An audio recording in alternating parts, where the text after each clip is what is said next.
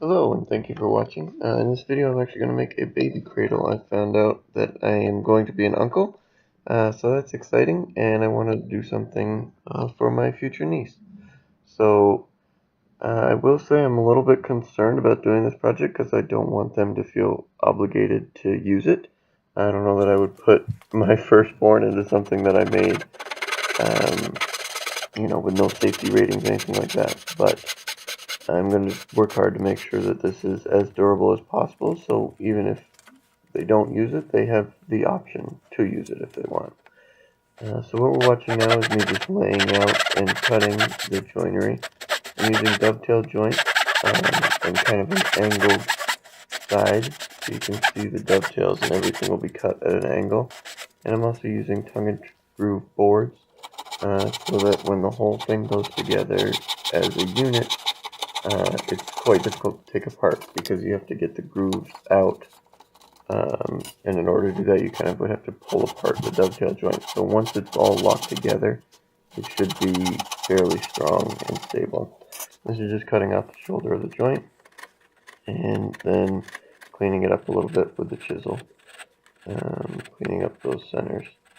So we're going to see that this joint actually didn't go so well, but we're going to do 8 of them, so plenty of time to perfect it.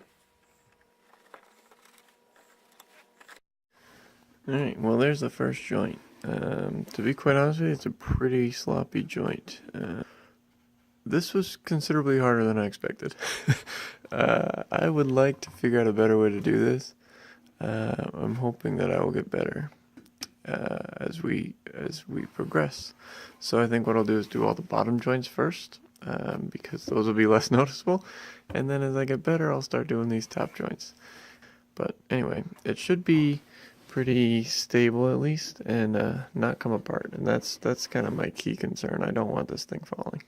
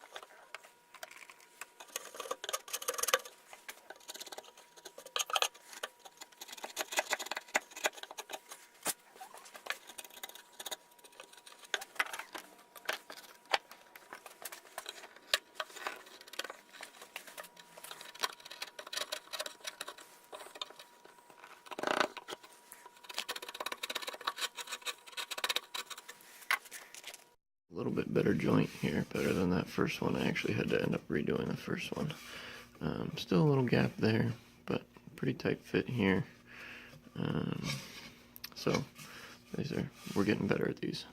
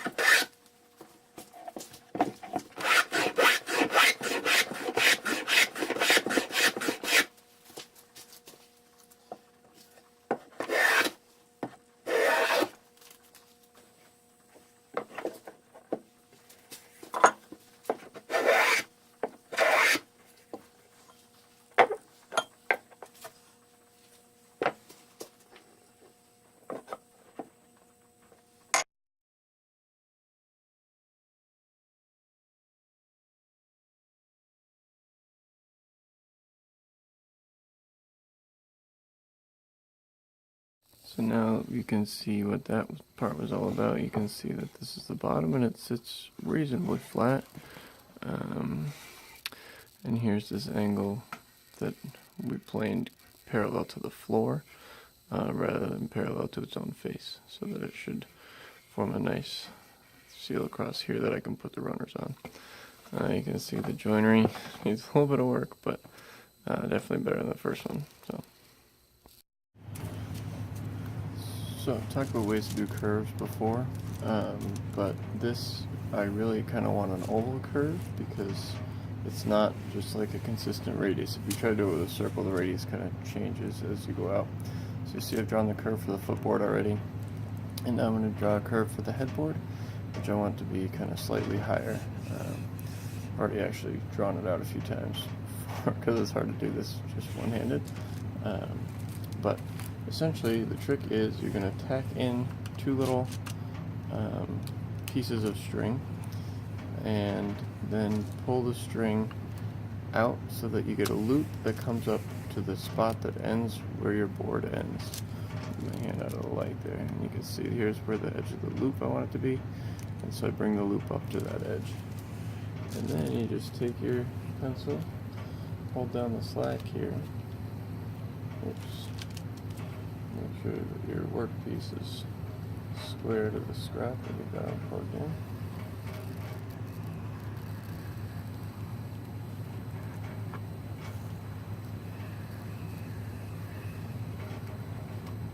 And then there you've got your oval. So that'll be the top of the head, and then I'll cut that out separately, which will be the footboard. We'll put a little heart in here.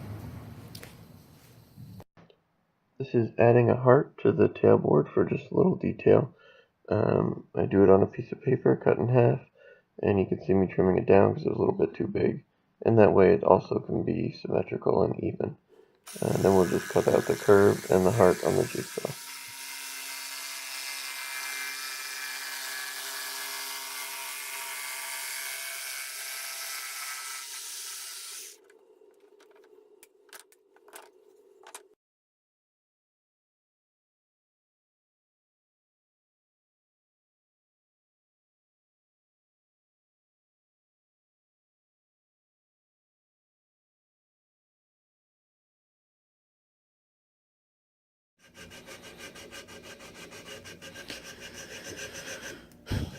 Every time I sand something, I think there's got to be a better way to do this. This is where I figured out that those are pretty good rollers, and I could potentially use the same curve for the top and the bottom because those look pretty stable. So we'll just sand them down nice and even, and then I'll use those as the template to create the rollers.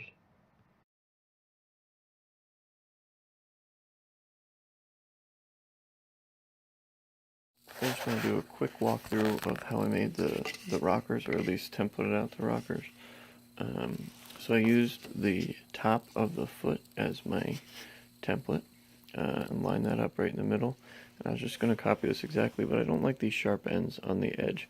So I wanted to make these little rounded, kind of cradle-like ends. Now to do that, I had to widen out the slope a little bit. So what I did was move this over a certain amount. You can see my line here, so I moved it over to here, and then matched up the slope with how I wanted it, and did that template. Moved it the same amount over to the other side, matched up the slope with how I wanted it, and then did that template. And then I just freehand drew that little curve, and make sure it lines up nicely with my slope. And then I copied it onto some tracing paper, so that I could get the exact duplicate, where is it? Yeah, so I copied it like that, and then just flipped it over and traced it onto this side, and that way you can get identical rockers. I'll then use this one, because I don't want to go through all that again. I'll use this one as a template to cut out the second. Okay, so right now I just attached these rails, and these are perfectly flat on the bottom. They should be perpendicular or parallel to the floor. They should be parallel to the floor. So then I will, this is upside down right now, the cradle. So once the glue dries here, I'll flip it right side up, and then I can put the base that will rest on top of these and screw the base in. We'll screw the base down, and then I can attach the rockers into the base, and that way if anything fails, it's not like the base will fall through the unit. The unit would actually, if the screws fail, the unit would actually fall up along the base, and the base would still be left sitting on the floor. So the baby would just be in a shallower cradle rather than kind of dropping through the bottom. So that's what these are for, just some extra support to help make sure that base doesn't drop through. And then again, the rockers will be attached to the base, which will be attached to the floor. So all the weight in the cradle should go down through the rockers to the floor. This is me explaining badly in the video, which is why I'm going to voice over it here, that because I added those braces in, which I didn't plan on, they elevate the base of the cradle up, and so it's no longer flush with the bottom, which I planned on. So now I have to add in that riser block there, and I'll screw the base of the cradle down through the riser block through the rocker. So ultimately what this is a flat panel on the rocker with these flared sides coming off of it. So if the sides fail, the baby will still be left on this flat panel and just not have any sides anymore. But it's not like the floor of the cradle is going to fall through and to have the baby drop through it. So I'm just drilling some pilot holes through those risers. And then now I'm going to round over the edge of the rockers or the rollers. I seem to use those interchangeably.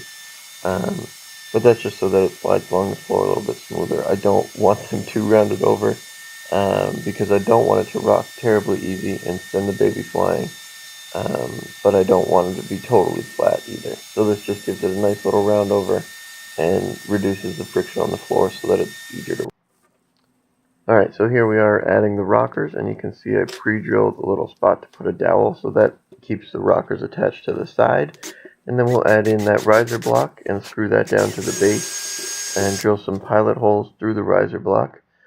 So here that's what we're doing now, and that marks out the location on the base so that when I flip it over to put the screws down through the top and into the rockers, I know where those screws are going to be. Just a note, if I were to do it again, I'd push these a little bit more midline. I wanted them out for stability's sake, but I had them so far out that I couldn't fit my drill down in the top, so when I put these screws in, I had to put them in by hand, and that was a pain. So I would definitely move these. That extra inch won't affect the stability that much. But here are those screws going in by hand. And then we're going to have to test this before I put any more work into painting it. I want it to break to see where it fails. And if and when it fails, how it's going to fail. So you see I put in a 50-pound sandbag and then loaded in some of my heavier tools.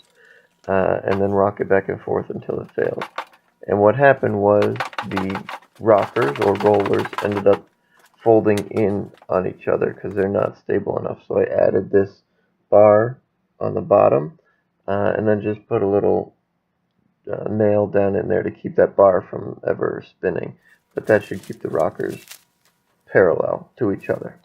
Here's another 50-pound sandbag. And now I'm not trying to break it, I just want to test that it can hold 50 pounds safely.